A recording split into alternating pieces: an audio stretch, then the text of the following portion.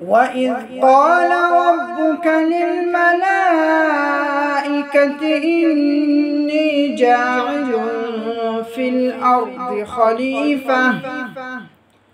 قالوا أتجعل فيها من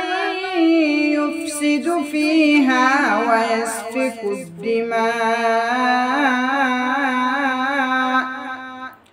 ونحن نسبح بحمدك ونقدس لك قال إني أعلم ما لا تعلمون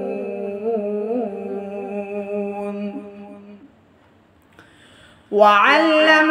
آدم الأسماء كلها ثم عرضهم على الملائكة فقال أنبئوني بأسماء هؤلاء إن كنتم صادقين قالوا سبحانك لا علم لنا إلا ما علمتنا إنك أنت العليم الحكيم قال يا آدم أنبئهم بأسمائهم فلما أنبأهم بأسمائهم قال ألم أقل لكم إني أعلم غيب السماوات والأرض وأعلم ما تبدون وما كنتم تكتمون وإذ قلنا للملائكة اسجدوا لآدم فسجدوا إلا إبليس أبى واستكبر وكان من الكافرين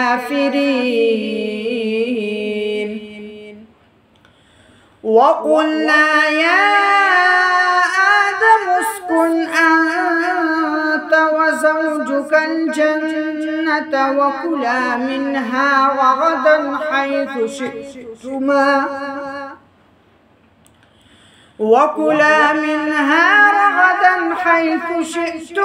ولا تقربا هذه الشجرة فتكونا من الظالمين فأزلهما الشيطان عنها فأخرجهما مما كانا فيه وقلنا اهبطوا بعضكم لبعض عدو ولكم في الأرض مستقر ومتاع إلى حين فتلقى آدم من ربه كلمات فتاب عليه إنه هو التواب الرحيم قلنا اهبطوا منها جميعا فإما يأتينكم مني هدى فمن تبع هداي فلا خوف عليهم ولا هم يحزنون والذين كفروا وكذبوا بآياتنا أولئك أصحاب النار